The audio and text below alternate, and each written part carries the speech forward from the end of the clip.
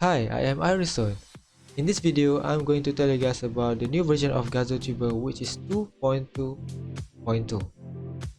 Alright, in this version, as you can see at the top here, there is a little bit different from the previous version where you can input a blinking picture for the not talking and for talking. Yup, that's correct. Now you can see my character actually blinking sometimes. If you have a blinking picture, you need to import the picture here, just like the normal picture. If you don't have the blinking picture, you don't have to click on this button and it will be fine. Alright, what next? Okay, we got something new for the mic sensitivity. As you can see, we have the meter now, the indicator. Yup, it will show your voice range now, so you can change the sensitivity based on the range. And one more thing that a lot of people doesn't know, this is from version 2.1 where you can actually select microphone. Okay, by default it is selected by default.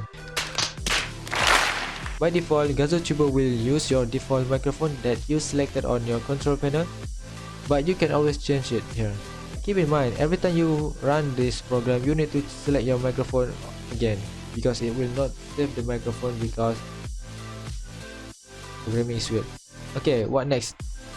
One more feature that not a lot of people know. You can have your own custom background. Okay, here there is this button. Okay, you might be wondering why, how, why. Okay, let me tell you guys. Okay, I have this picture. I imported here. Okay, as you can see, the background changed and it's saved based on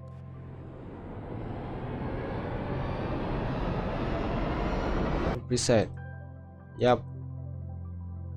And what's the point? Why would you change the background when you go transparent? You still can't see the background, and you go green screen, you can't see the background. Well, you can use your background for presentation by clicking at the left side of your screen. Voila, now only you and your background.